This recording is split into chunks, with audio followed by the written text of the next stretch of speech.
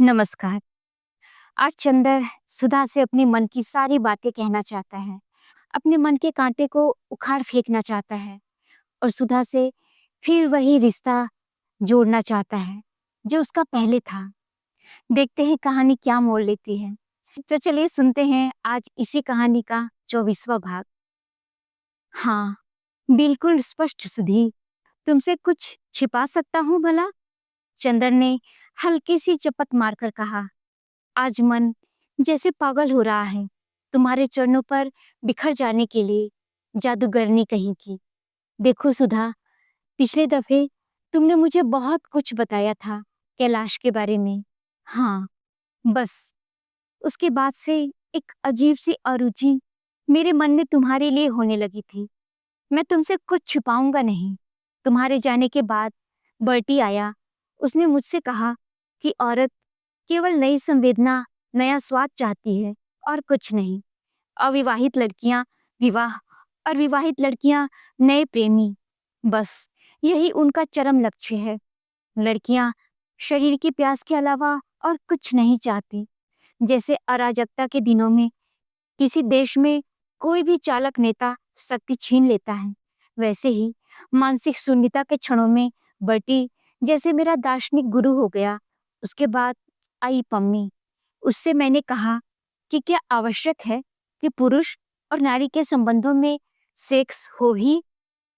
उसने कहा हाँ, और यदि नहीं है तो आदर्शवादी प्यार की प्रतिक्रिया सेक्स के ही प्यास में होती है। अब मैं तुम्हें अपने मन का चोर बतला दूं। मैंने सोचा कि तुम भी अपने वैवाहिक जीवन में रम गई हो। शरीर की प्यास ने तुम्हें अपने में डुबो दिया है और जो अरुचि तुम मेरे सामने व्यक्त करती हो वो केवल दिखावा है। इसलिए मन ही मन मुझे तुमसे चिढ़ सी हो गई थी। पता नहीं क्यों यह संस्कार मुझ में दृढ़ सा हो गया और इसी के पीछे मैं तुम्ही को नहीं, पम्मी को छोड़कर सभी लड़कियों से नफरत सी करने लगा। बिंदी को भी मैंने बहुत दुख दिया। ब्याह में जाने से पहले ही बहुत दुखी होकर गई। रही पम्मी की बात, मैं उस पर इसलिए खुश था कि उसने बड़ी यथार्थ सी बात कही थी। लेकिन उसने मुझसे कहा था कि आदर्शवादी प्यार की प्रतिक्रिया शारीरिक प्यास में होती है। तुमको इसका अपराधी मानकर तुमसे तो नाराज हो गया, लेकिन अंदर ही अंदर वह संस्कार मेरा व्यक्तित्व तो बदलने लगा। सुधा, पता नहीं तुम्हारे जीवन में प्रतिक्रिया के रूप में शारीरिक प्यास जागी या नहीं, पर मेरे मन के गुनाह तो तूफान की तरह लहरा उठे। लेकिन तुमसे एक बात नहीं छिपाऊंगा, वह यह कि ऐसे क्षण भी आए हैं जब पम्मी के समर्पण ने मेरे मन की सारी कटुता धो दी है। बोलो, तुम कुछ तो बोलो सुधा।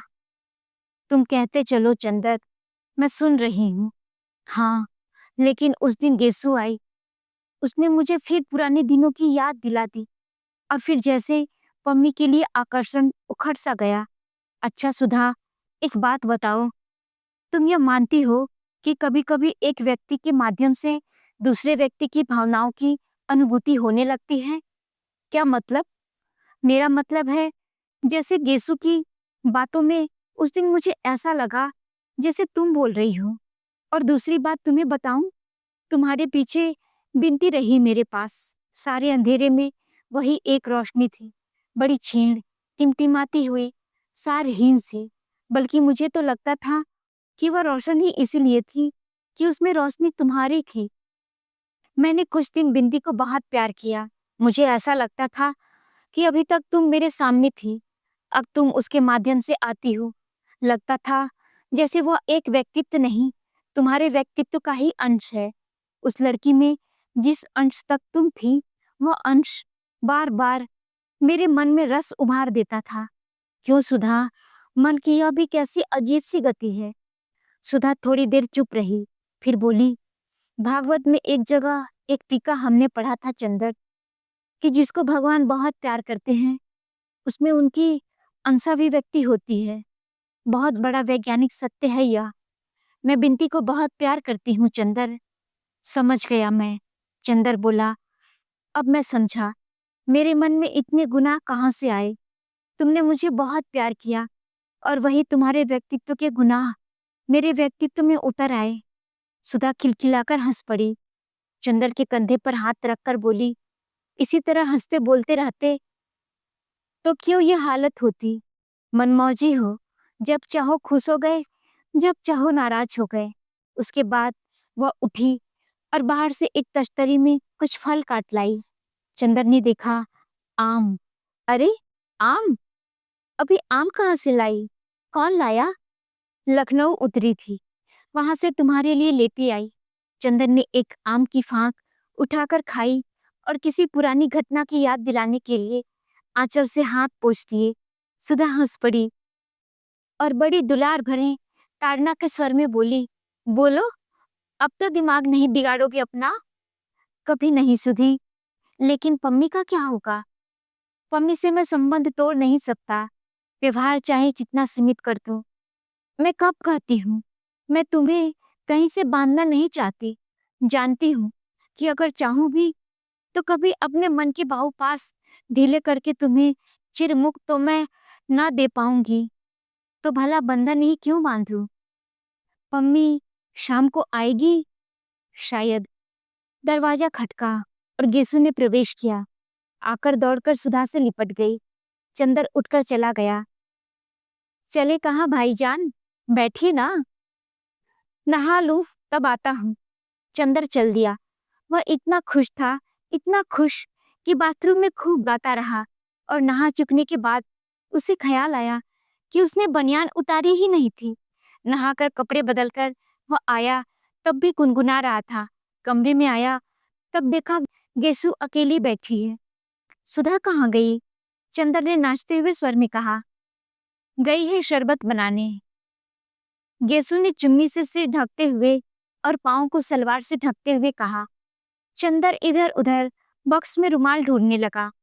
आज बड़े खुश है चंदर भाई, कोई खोई हुई चीज मिल गई है क्या? अरे मैं बहन हूँ, कुछ इनाम ही दे दीजिए। गेसु ने चुटकी ली। इनाम की क्या बात, कहो तो वह चीज ही तुम्हें दे दूं। हाँ, कैलाश बाबू के दिल से पूछिए, गेसु बोली। उनके दिल से तो तुम ही बात कर सकती हो। गेसु ने झेप कर मुंह फेर लिया। सुधा हाथ में 2 गिलास लिए आई। लो गेसु पियो। एक गिलास गेसु को देकर बोली, चंदर लो, तुम पियो ना। नहीं, मैं नहीं पीऊंगी, बर्फ मुझे नुकसान करेगी। सुधा ने चुपचाप कहा। चंदर को याद आया, पहले सुधा चिढ़-चिढ़ कर अपने आप चाय शरबत पी जाती और आज क्या ढूंढ रहे हो चंदर? सुधा बोली, रुमाल, कोई मिल ही नहीं रहा। साल भर में रुमाल खो दिए होंगे। मैं तो तुम्हारी आदत जानती हूँ। आज कपड़ा ला दो, कल सुबह रुमाल सी दूं तुम्हारे लिए। और उठकर उसने कैलाश के बक्स में से एक रुमाल निकाल कर दे दिया। उसके बाद चंदर बाजार गया और कैलाश के लिए, सुधा के लिए कुछ कपड़े खरीद लाया। इसके साथ ही कुछ नमकीन जो सुधा को पसंद था, पेठा, एक तरबूज, एक बोतल गुलाब का शरबत, एक सुंदर सा पेन और जाने क्या क्या खरीद लाया। सुधा ने देखकर कहा, पापा नहीं है, फिर भी लगता है मैं मायके आई हूँ। लेकिन वह कुछ खा पी नहीं सकी। चंदर खाना खाकर लॉन में बैठ गया। उसने वहीं अपनी चारपाई डलवा ली। सुधा के बिस्तर छत पर लग गए थे। उसके पास महाराजी सोने वाली थी। सुधा एक तस्तरी में तरबूज काट कर ले आई और कुर्सी डालकर चंदर भी चारपाई के पास बैठ गया। चंदर तरबूज खाता रहा। थोड़ी देर बाद सुधा बोली, चंदर, बिनती के बारे में तुम्हारी क्या राय है? राय? राय क्या होगी? बहुत अच्छी लड़की है। तुमसे तो अच्छी ही है, चंदर ने छेड़ा। अरे मुझसे तो अच्छी दुनिया है, लेकिन एक बात पूछे? बहुत गंभीर बात है।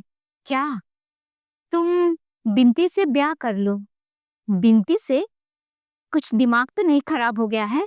नहीं, इस बारे में पहले पहल ये बोले कि चंदर से बिनती का ब्याह क्यों नहीं करती। तो मैंने चुपचाप पापा से पूछा। पापा बिल्कुल राजी हैं, लेकिन मुझसे बोले कि तुम ही चंदर से कहो। कर लो चंदर, बुआ जी अब दखल नहीं देंगी। चंदर हंस पड़ा। अच्छी खुरापाते तुम्हारे दिमाग में उठती हैं। याद है, एक बार और तुमने ब्याह करने के लिए कहा था। सुधा के मुंह से एक हल्का निश्वास निकल पड़ा। हाँ, याद है। खैर, तब की बात दूसरी थी। अब तो तुम्हें कर लेना चाहिए। नहीं सुधा, शादी तो मुझे करनी ही नहीं। तुम क्यों कह रही हो? तुम मेरे और बिंती के संबंधों को कुछ गलत तो नहीं समझ रही हो? नहीं जी, लेकिन यह जानती हूँ कि बिंती तुम पर अंधश्रद्धा रखती है। उससे अच्छी लड़की तुम्हें मिलेगी नहीं। कम से कम जिंदगी तुम्हारी व्यवस्थित हो जाएगी। चंदर हंसा। मेरी जिंदगी शादी से नहीं, प्यार से सुधरेगी सुधा। कोई ऐसी लड़की ढूंढ दो जो तुम्हारी जैसी हो और प्यार करे, तो मैं समझूं कि तुमने कुछ किया मेरे लिए। शादी वादी बेकार है। और कोई बात करनी है या नहीं? नहीं चंदर, शादी तो तुम्हें करनी ही होगी। अब मैं तुम्हें ऐसे नहीं रहने दूंगी। बिनती से ना करो तो दूसरी लड़की ढूंढूंगी, लेकिन शादी तो करनी होगी और मेरी पसंद से करनी होगी। चंदर एक उपेक्षा की हंसी हंसकर रह गया। सुधा उठ खड़ी हुई। क्यों? चल दी? हाँ, अब नींद आ रही होगी तुम्हें, सो। चंदर ने रोका नहीं। उसने सोचा था सुधा बैठेगी, जाने कितनी बातें करेंगी। वह सुधा से उसका सब हाल पूछेगा, लेकिन सुधा तो जाने कैसी तटस्थ, निरपेक्ष और अपने में सीमित सी हो गई है कि कुछ समझ में नहीं आता। उसने चंदर से सब कुछ जान लिया, लेकिन चंदर के सामने उसने अपने मन को कहीं जाहिर ही नहीं होने दिया। सुधा उसके पास होकर भी जाने कितनी दूर थी। सरोवर में डूबकर पंछी प्यासा था। करीब घंटा भर बाद सुधा दूध का ग्लास लेकर आई। चंदर को नींद आ गई थी। वह चंदर के सिरहाने बैठ गई। चंदर, सो गए क्या? क्यों? चंदर घबराकर उठ बैठा। लो, दूध पी लो। सुधा बोली। दूध हम नहीं पिएंगे। पी लो, देखो बर्फ और शरबत मिला दिया है, पीकर तो देखो। नहीं, हम नहीं पिएंगे। अब जाओ, हमें नींद लग रही है। चंदर गुस्सा था। पी लो मेरे राज दुलारे, चमक रहे हैं चांद सितारे। सुधा ने लोरी गाते हुए चंदर को अपनी गोद में खींचकर बच्चों की तरह गिलास चंदर के मुंह से लगा दिया। चंदर ने चुपचाप दूध पी लिया। सुधा ने गिलास नीचे रखकर कहा, वाह, ऐसे तो मैं नीलू को दूध पिलाती हूँ। नीलू कौन? अरे, मेरा भतीजा, शंकर बाबू का लड़का। अच्छा। चंदर, तुमने पंखा तो छत पर लगा दिया है, तुम कैसे सोओगे? मुझे नींद आ जाएगी। चंदर फिर लेट गया। सुधा उठी नहीं। वह दूसरी पार्टी से हाथ टेककर चंदर के वक्ष के आर पार फूलों के धनुष से झुककर बैठ गई। एकादशी का स्निग्ध पवित्र चंद्रमा आसमान में पीली लहरों पर अधखिले बेल के फूलों की तरह कांप रहा था। दूध में नहाए हुए झोंके चांदनी से आंख मिचौली खेल रहे थे। चंदर आंखें बंद किए पड़ा था और उसकी पलकों पर, उसके माथे पर, उसके होठों पर चांदी की पंखुड़ियां बरस रही थी।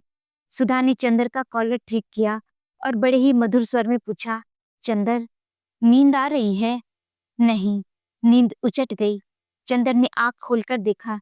एकादशी का पवित्र चंद्रमा आकाश में था और पूजा से अभिषिक्त एकादशी की उदास चांदनी उसके वक्ष पर झुकी बैठी थी। उसे लगा जैसे पवित्रता और अमृत का चंपई बादल उसके प्राणों में लिपट गया है। उसने करवट बदलकर कहा, सुधा, जिंदगी का एक पहलू खत्म हुआ, दर्द की एक मंजिल खत्म हो गई, थकान भी दूर हो गई, लेकिन अब आगे का रास्ता समझ में नहीं आता। क्या करूं? करना बहुत है चंदर। अपने अंदर की बुराई से लड़ लिए, अब बाहर की बुराई से लड़ो। मेरा तो सपना था चंदर कि तुम बहुत बड़े आदमी बनोगे। अपने बारे में तो जो कुछ सोचा था वह सब नसीब ने तोड़ दिया। अब तुम्ही को देखकर कुछ संतोष मिलता है। तुम जितने ऊंचे बनोगे उतना ही चैन मिलेगा, वरना मैं तो नरक में भून रही हूँ। सुधा, तुम्हारी इसी बात से मेरी सारी हिम्मत, सारा बल टूट जाता है। अगर तुम अपने परिवार में सुखी होती तो मेरा भी साहस बंधा रहता। तुम्हारा यह हाल, तुम्हारा यह स्वास्थ्य, या असमय वैराग्य और पूजा या घुटन देखकर लगता है, क्या करूं, किसके लिए करूं? मैं भी क्या करूं चंदर। मैं यह जानती हूँ कि अब ये मेरा बहुत ख्याल रखते हैं, लेकिन इस बात पर मुझे और भी दुख होता है। मैं इन्हें संतुलित नहीं रख पाती और उनकी खुलकर उपेक्षा भी नहीं कर पाती। यह अजब सा नरक है मेरा जीवन भी। लेकिन यह जरूर है चंदर कि तुम्हें ऊंचा देखकर मैं यह नरक भी भोग ले जाऊंगी। तुम दिल मत छोटा करो। एक ही जिंदगी की तो बात है, उसके बाद। लेकिन मैं तो पुनर्जन्म में विश्वास ही नहीं करता। तब तो और भी अच्छा है। इसी जन्म में जो सुख दे सकते हो, दे लो। जितना ऊंचे उठ सकते हो, उठ लो। तुम जो रास्ता बताओ, वह मैं अपनाने के लिए तैयार हूँ। मैं सोचता हूँ अपने व्यक्तित्व से ऊपर उठूं, लेकिन मेरे साथ एक शर्त है, तुम्हारा प्यार मेरे साथ रहे। वह तो अलग कब रहा चंदर। तुम्ही ने जब चाहा मुंह फेर लिया, लेकिन अब नहीं। काश कि तुम एक क्षण का भी अनुभव कर पाते कि तुमसे दूर वहां वासना की कीचड़ में फंसी हुई मैं कितनी व्याकुल, कितनी व्यथित हूँ। तो तुम ऐसा कभी न करते। मेरे जीवन में जो कुछ अपूर्णता रह गई है चंदर, उसकी पूर्णता, उसकी सिद्धि तुम ही हो। तुम्हें मेरे जन्म जन्मांतर की शांति की सौगंध है। तुम अब इस तरह न करना। बस ब्याह कर लो और दृढ़ता से ऊंचाई की ओर चलो। ब्याह के अलावा तुम्हारी सब बातें स्वीकार है, लेकिन फिर भी तुम अपना प्यार वापस नहीं लोगी कभी, कभी नहीं। और हम कभी नाराज भी हो जाएं तो बुरा नहीं मानोगी, नहीं। और हम कभी फिसले तो तुम तटस्थ होकर नहीं बैठोगी, बल्कि बिना डरे हुए मुझे खींच लाओगी उस दलदल से। यह कठिन है चंदर, आखिर मेरे भी बंधन है। लेकिन खैर, अच्छा यह बताओ, तुम दिल्ली कब आओगे? अब दिल्ली तो दशहरे में आऊंगा। गर्मियों में यहीं रहूंगा, लेकिन हो सका तो लौटने के बाद शाहजहांपुर आऊंगा। सुधा चुपचाप बैठी रही। चंदर भी चुपचाप लेटा रहा। थोड़ी देर बाद चंदर ने सुधा की हथेली अपने हाथों पर रख ली और आंखें बंद कर ली। जब वह सो गया तो सुधा ने धीरे से हाथ उठाया, खड़ी हो गई। थोड़ी देर अपलक उसे देखती रही और धीरे धीरे चली गई। तो दोस्तों, ये प्रेम कहानी आज यहीं तक। आगे की कहानी अगले अंक में। तब तक के लिए नमस्कार।